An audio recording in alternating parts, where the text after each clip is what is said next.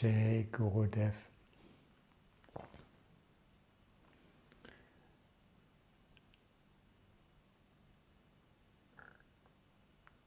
It is very good to have a master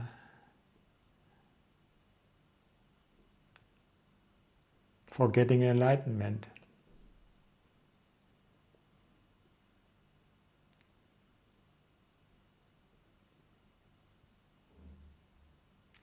Because the master can describe the way, how to go. When we not know where we are, then we need a master who can say where we are, and can give us a technique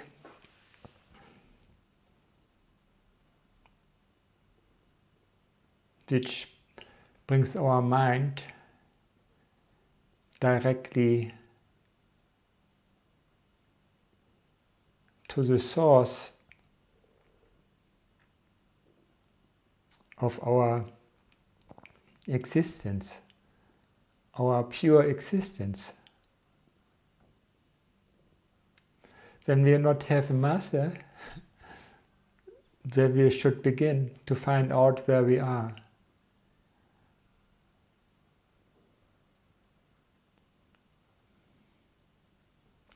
We only can decide from our side to go to enlightenment when we know where we are. When we not know where we are, then we are in our ego, and the ego is always unknown what is the reality. The ego has no wisdom.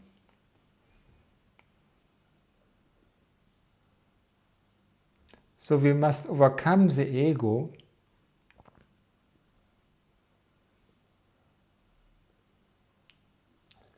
to get the knowledge about our own nature. And it's so great and so supporting of life when we have a master that has realized his own self and knows the reality. I remember Maharishi's master, Gurudev Brahmananda Saraswati, was looking with 9 years for the right master. So he went away from this family house and was looking for the right master with 9 years.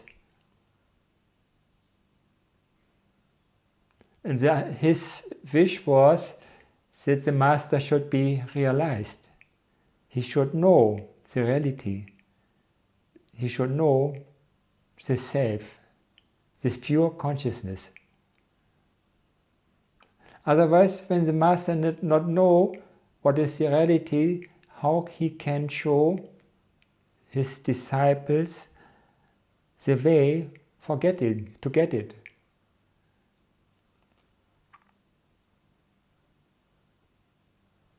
The other thing what Gurudev wanted, he wanted to have a brahmachari. His master should be a brahmachari, he should not be married, because maybe, I don't know really what the reason was, maybe in this time it was good that the focus only be to God, only to the source. When you are married, then you have so many duties to do, to uphold the family. Everyone want something from you. And when you have a sannyasi is a person who not used fire. So remember this short story about Gurudev. So when he was in the forest of the Himalaya, then a was looking for the right guru, and then he knocked at the door from a famous guru,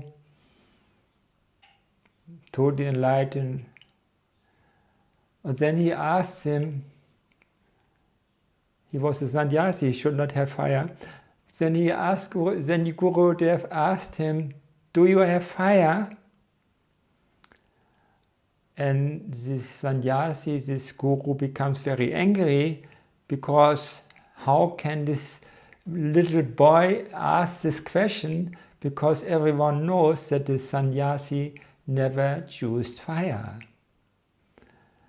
And then Gurudev said, no, you have so much fire in you, I cannot be your disciple. This anger. When you are enlightened, then you are innocent, you are always equal, or you're satisfied with yourself, and there can come there can come anything to you, and you will not become fire, you will not become angry. And this nice story shows us how important it is to have a guru that has transcended all these emotions, that he should not have fire. And that is always everyone who is enlightened, who has realized his own self and has realized the self in all objects, there is no fire. There's always inside, satisfied, without anger, and all the other emotions which we know, jealousy, or fear. So now you know why it's important, or why it's good to get a guru, that he can show us a way to come out of fire. We not need any kind of fire. And when we have fire, when we are angry, when we have fear, when we are jealous, that's always everything is a kind of fire, which we have this, then we cannot decide properly. We cannot live the total life of knowledge. We are not really intelligent when we have fire, when we are not know where we are. And in reality, everyone can only realize his self by his own. The guru is always helpful through his presence, through his enlightenment, through his divine light, that is really helpful to be in connection with the guru. I had this very nice opportunity in my life that I got this connection to Maharishi. Maharishi means Maha, great, and Rishi means seer. So there are not so many masters in the world, they are called Maharishi. And so that is a scholar from Gurudev. It was also nice to hear how Maharishi found Gurudev. Maharishi was a student, and then he walks, I think, with a friend on the street. And this was in the evening, it was dark. And then a car is coming and was shining with his lights to an ashram where Maharishi Gurudev was sitting. And in 1 second, Maharishi knows, only had a very short vision about Gurudev, then immediately he knows, that is my Guru. That is my Guru. And then he arranged a meeting with Gurudev, and so it was possible after, when he have ended his study, Gurudev wanted first that Maharishi end his study in physics, and then he could come in the ashram and worked for Gurudev. After 2 years, that was my impression when I heard all these stories. So Maharishi could, in the first year, so he must do directly all the things what Gurudev said to him. So when he answered letters, so then Gurudev was dictated these letters. But after 2 years, Gurudev said you can do it by your own. And this was my impression, that Maharishi was enlightened, because when it means you can answer letters or make the work from your own, I must not say to you that Maharishi was so attuned with Gurudev, there was no separation, and so Maharishi could work alone. He not needed Gurudev more, because he was on the same level like Gurudev. That is my interpretation. That was my strong feeling when I heard this story from Maharishi and Gurudev.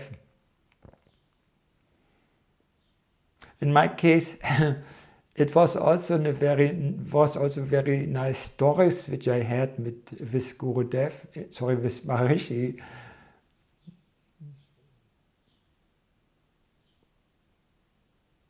I was thinking of why I said Gurudev. That is also very important point. It was for me, because I'm TM teacher. We became teacher for Maharishi in West Ende, 1974. And then we made a puja in front of Gurudev. And the first time I think was, why we do the puja in front of Gurudev? Why not on Maharishi? And then I get the answer in me, but it was Gurudev he was not living more, but he was the Absolute. His picture stands for the Absolute. And I make this connection, so I said Gurudev is the Absolute, so I make this puja when I initiate people in the TM, in the Transcendental Meditation. I make the puja for the Absolute, and then it happens also for me that I'm also Maharishi connected with the Absolute. So I was never running behind Maharishi to be near to him. So I felt always I'm connected and become one with Maharishi.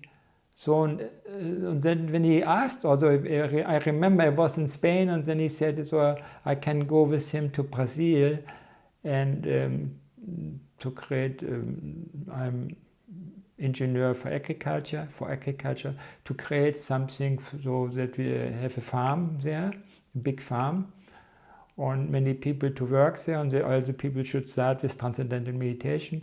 So and he asked me, and I was in Spain, and then I was so connected to the self, and then he said also, when I not like or not want, or something is more important for me, then I can stay also. So I had the freedom, I must not go. So I decided to stay in Spain. And this also, later I was thinking, why I not decided to go to Brazil with Maharishi, because it is a really great opportunity with the Master, connected with the Master. But I had not this feeling that I'm separated to Maharishi. I feel always, also now, he's not living on the earth now with his body. So, but always this connection to Maharishi is there, that I feel not separated. And so I had that was the idea why I said Gurudev. And so I'm very many opportunities where I was very close to Maharishi. So I made also an extra video about, but it is in German, so I will repeated shortly in English too. So I started with Transcendental Meditation on the 6th May 1972, and it happens through a friend, Kai Schiebler. He shows me a paper and said, "Here, you are interested for meditation or like this?" And then I looked on the paper, and so I was surprised to see Maharishi on this paper, and there was written down to develop higher states of consciousness, to get Brahman consciousness, or to get cosmic consciousness. So I was so inspired, and so I started with Transcendental Meditation. And after that, I had two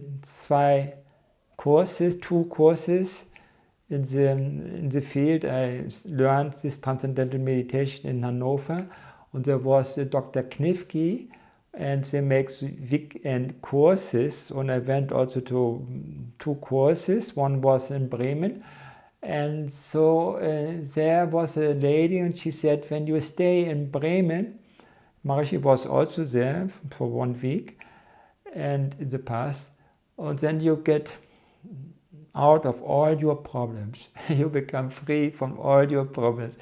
And then I was thinking, I had in this time so much problems in my life, so I felt not happy. And so I went after I finished my bank studies, or my bank work or the education. It was about 2 years. Then I went to Bremen for 3 months and was meditating a lot. So and that was also a big step for me to go more direction to enlightenment. And after Bremen, I went to the VKE course, the Vedic science course, so for getting all this knowledge from nature. In Brunnen, in Switzerland it was. And after that I went, it was still 1973. And then I went immediately to the course in West Ende, to the teacher training course. And then I had also a very nice meeting with Maharishi. It was the last day on the course, and my English was not so good.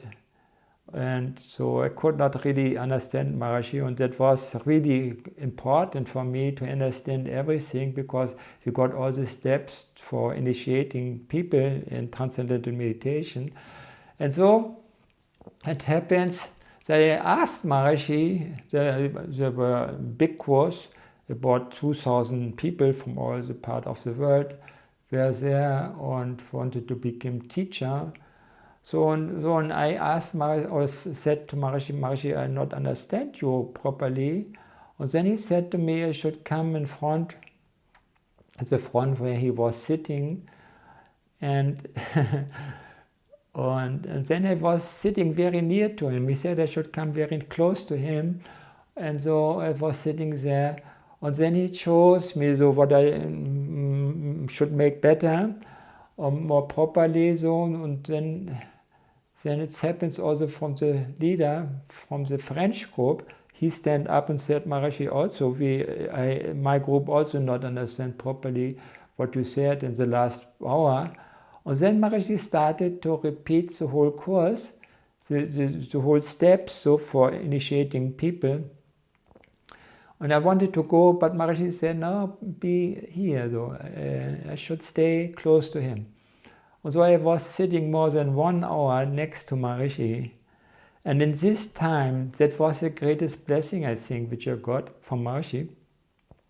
In this time, the Kundalini became awake in me.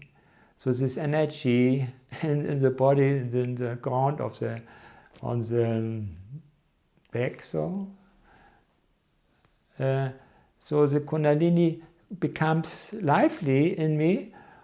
And when Maharishi closed the eyes this evening, so everyone becomes a teacher this evening on the 31 March 74. So and then I went to bed, and so I could not sleep. So I was totally awake. I could not sleep. So, and then later, it was so clear. It was cosmic consciousness. I had this experience of cosmic consciousness. I had it also before already, but not so strongly, because now the Kundalini was working very strongly in my mind, and there was a lot of light in my head, and I feel so great and so beautiful with this unbounded consciousness. And the next day I felt also great, so it was, my whole body was very light. And so also when I moved from one place to the other, I was like a bird was flying, so like in the same way I felt also. So, and that was also a very nice connection to Maharishi, where I get the cosmic power, the cosmic consciousness. So it was really strong support from nature, from Maharishi, to get more pure consciousness. And that after 2 days, this good experience went away, but I really still remember all the time. And later it comes back. I was make these courses later, also after teacher training courses. I became also governor. I was 1 year in Arosa on the governor course in Seelisberg, and always connected with Maharishi. Sometimes he was physically there and taught us and gave us the cities personally. It was I went to the governor course in Arosa. It was 76, and 77 we got this Flying Sutra. And after that nice course, I went in the field with some friends. Kai Schieb, no, not Kai Schieb, it was Kai Brandt, Jürgen Eichholz, then Lars Hessenkamp, and later Dieter Budzinski came to us. It was a very great time for me to teach these TM cities. It was a preparation course for the TM cities, so it was not really the real teacher was the national leader, Herr Ritterstedt. He came then to the places where I was. In Solingen I was for some time, and in Bad Marienberg I was also sometime, so about 1 year. We teach people. It was a really great time for us. And always we felt in this time good connected to the Master, Maharishi.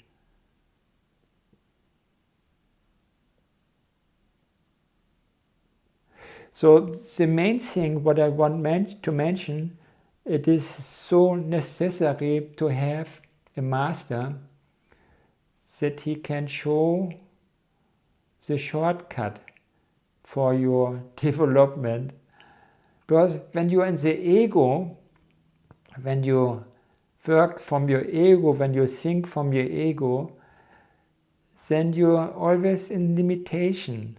And it's not possible from the limitation thinking to come in this unbounded field of pure consciousness. It's not possible. We must transcend our ego. We must transcend our thoughts. We must transcend our body. We must transcend our feelings. Everything we must transcend. When you are totally disappeared, when you are not there, then you experience the pure consciousness. In reality, it is not you not experience, but the reality is that consciousness experiences his own. That means the Rishi Devatan Chandas, are one, Samhita. There's nothing from outside. It's not the thinker, the person who thinks something and said, so I have consciousness. No, this person is not there. In pure consciousness, is the person there. You are alone in this pure consciousness, and you are this pure consciousness. It is difficult to understand, I know, but we must also not understand it. You must experience it. Only when you experience where you are, then you know where you are. When you have no experience and you're only talking about it, about this pure consciousness, then it's thoughts. But we must transcend our thoughts to understand this pure consciousness. We cannot get enlightenment through thoughts or to activity. We can also not get enlightenment through the Master. But what I said, the presence from the Master is so helpful for us that our mind becomes quiet. In the presence of the Master, our mind becomes quiet. And when the mind becomes quiet, then pure consciousness comes up in you. It is there. Sometimes it's a little bit difficult to express it properly, but this pure consciousness is always there. That means you are always there. Also when your body is not there, you are always there. We are this pure consciousness. And that is what the Maharishi, our group, or all his disciples always said. He always said, you are pure consciousness. And with this transcendental meditation, that's the technique, you come in this pure consciousness. It's so helpful to have a mantra which has no meaning, it's only this sound. And with this sound, we come to the fainter thinking of the mantra. We hear the sound and our mind becomes a little bit absorbed from the sound, and the sound becomes fainter, fainter, fainter. And then after, sometimes he transcends the faintest vibration of the mantra, and then we have this pure consciousness. Then we are this pure consciousness. We are really this pure consciousness. And that is the thing what we need. So both things are important. We must understand it properly, because Maharishi said, knowledge is the greatest purifier on the way to become enlightenment.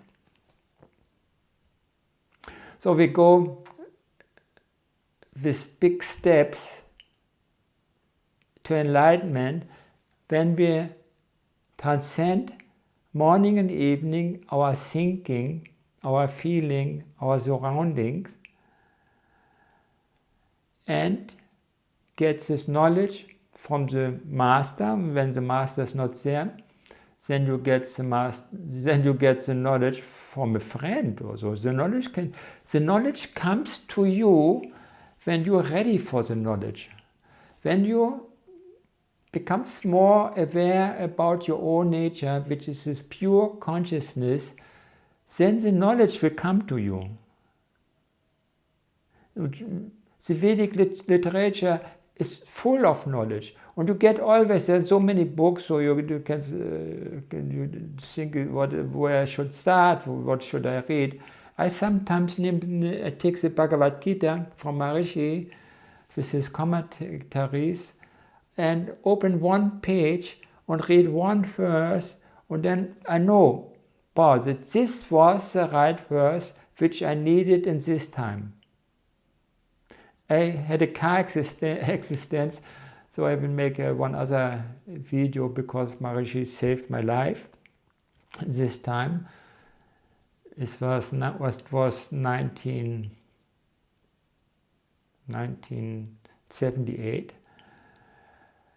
And I was lying in the bed, and it was terrible for me to be on this earth still there. But then I got the Bhagavad Gita from a friend, and then I opened one page, and that this verse from Maharishi changed my life. That was the right verse, the right commentary from Maharishi to come out of my old thinking. I think everyone knows when we have some problems, then we normally we think you are the reason for my problems. You not look to your own and said everything what happens with me that I did through my thinking in the past, through my work in the past. But when we have some accidents or some other things in life, then we're looking maybe to the partner, to the friend, to the children, and then we said, you are the reason why I have the problems. And I did it also. And when I read this verse, it was a great change in my life. I've become so deep feeling to other people which I was not so nice with my thinking. So I said, so you are the reason for my car accidents and so that was not good and so. So in this time I changed my whole thinking, my whole feeling, and my kidney doesn't work in this time. And the doctor came one day later after I have read this verse and I got this deep feeling, and then he said, so something good happening with you. And I said, what is happening? And then he said to me, yeah, your kidney, one kidney is working again. So I was so blessed, so from God, or from the natural law. And I'm sure this change on the physical level, the kidney start to work, make it work again. I think this change came because I changed my mind, I've changed my thinking, I changed my feeling. So I want to express this, that you know how important the knowledge is. Sometimes we have already so much consciousness, but the knowledge is missing. And when the knowledge comes to us and we are open for the knowledge, then immediately some big change can happen in your life. The same happens with me. So everything can change through this knowledge. So for our understanding, both things are very important. So one thing is we meditate, and through meditation we purify our thinking, we purify our body, so everything becomes more purified. And that is also the requisite for the Kundalini, that the Kundalini can get up. Because when we meditate and the metabolic rate becomes slower, become more down, because everything becomes quiet in the body, so the air becomes more thin. And when the air becomes more thin, then the thin air is possible for the air, for the thin air it is possible to move in this very small channels from Sushumna. Sushumna we have in our back moving, the Kundalini is moving up from the bottom to the top. And that is also necessary, many people didn't know, for enlightenment. So the energy, this cosmic energy, must get up through all the different chakras and go to the 7th chakra and enlighten every cell of your body.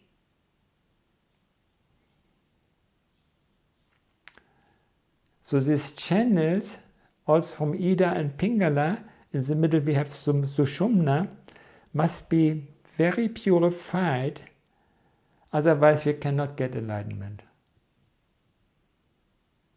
Otherwise we have not this complete harmony in our body, which is necessary to have the support of nature. We must, when the body wants to have the total support of nature, then the body must be totally free from blockages, from fear, from the ego. Everything must dissolve, must be disappear. And when the body is pure, then this air in these small channels, the channels are so small, what I heard, this is 1,000th of a hair. So thin are these channels from Sushumna, Ida and Pingala. And so we cannot get enlightenment when we're only in the single level, when we're in the work on the grosser level. We must, with the whole body must come in the state of pure consciousness. And then the whole body is in the opportunity that this energy, these channels, this fainter air can go through these channels from Sushumna. And that is the reason why Kundalini can get up. So I think that's also a very important point for our enlightenment. And from where I know this, the first you get all this knowledge from your master. And when you transcend more and more, and when you stay in your own self more and more, and you can feel it and experience when you know not sleeping more, when you're totally awake all the time. The body is sleeping, but you know you are not the body. You are pure consciousness. And this pure consciousness is never sleeping. And when you are enlightened, when you realize yourself, then you must not sleep. The body is sleeping, but you, the self, is pure consciousness, will not sleep. And that you know when you have this experience already now. It's very great to have this, and then you feel in your thinking on your work that you are not thinking, you are not working. You can read it in the Bhagavad Gita from Maharishi, what he said about it. In the second capital, the Bhagavad Gita, this is teaching from Krishna and Arjuna. Then he always said, Krishna always teach Arjuna that you are not the body, you are not making the work, you are not the thinker. That is the gunas, gunas, sattva, rajas and tamas. These powers work through you, and you are this pure consciousness. You are not the gunas, you are the watcher, you are witnessing these three gunas. You're witnessing your body, you're witnessing your thought, you're witnessing your feelings, everything you are witnessing, but in reality you are this pure consciousness, and this pure consciousness is witnessing everything, thinking, feeling, hearing, tasting, smelling, everything. And then you are free. Then you are independent. Then you're totally free. Because you are not free when you're in the ego. When you're in the ego, then you're attached to the objects. You see the nice sun. The sun is shining today. Then you see the sun, and then you're attached from the sun. And then you lose your real nature. When you're overshadowed by some impression from outside, then you lose your real nature. And your real nature is pure consciousness. But when you are stabilized in this pure consciousness, then anything can come to you, some noise from the neighbor, your TV, or your neighbors make some noise, or in the streets, or on the market, or people make crying, and so everything is there. But you totally independent from all this influence from outside, because you are stabilized in your own self, and your own self cannot become overshadowed from all these different things from the objects. And when you go further, when you go in your development further, to love and devotion to your master, to your wife, to your children, to your own self, then you come into God consciousness. You realize the faintest level of creation, that is light. That is Ananda, this first expression of Ananda. That is pure intelligence, from where everything comes. So when you have realized this, then it is only a small step that everything is your own self. Then you are enlightened. So when you look to something, to a book, and then you one with this book, because yourself is the self from the book. Or you can take a tree, yourself. The tree has also a self. A house has its self, a door has a self. Everything, every object has a self, and you have a self. And when you have realized yourself, and you realize in unity the self and the objects, then there's no separation. And that is the aim of our development, that we are not separated to the objects. And then we feel one. That is unity. One is one consciousness. And that means consciousness, everything, every expression in the world, every experience is this pure consciousness which we are. Also, when you not know that you are this pure consciousness, you are the pure consciousness. Like the sun, when you not see the sun, but the sun is there. Maybe some clouds overshadow the sun, cover the sun, you cannot see the sun. But when the clouds go away, then you see the sun. The same is with our consciousness.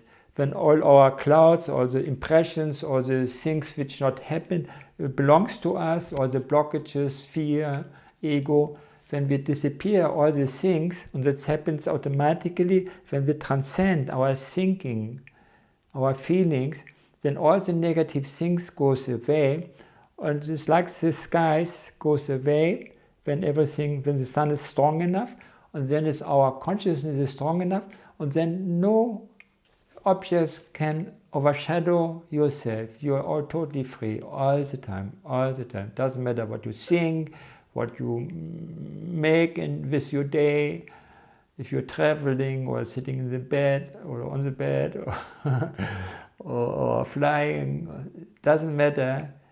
You're always the self, unchangeable. The self is always there. Nothing can disturb the self or destroy the self. The self is always there. You cannot lose your life.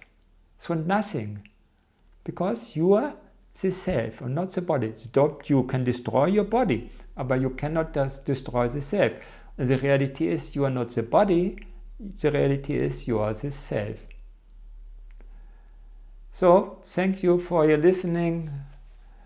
When you have questions, then you can write something in Facebook or on the Telegram or somewhere, or WhatsApp. You can find me everywhere, so I can answer your questions. Then the next time I make another video.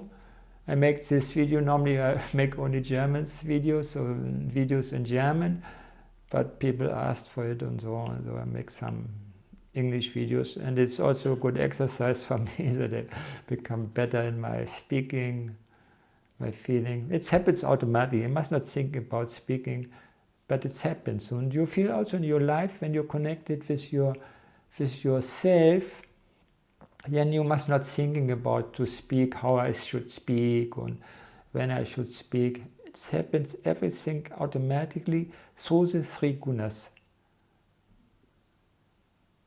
Sattva, Rajas and Tamas. Brahma, Vishnu and Shiva. Have a nice day. Feel love in your heart. Feel the sun in your heart. Everything becomes fine for you. All love for you. All love to your friends, and all love for our big world family. Jai Gurudev.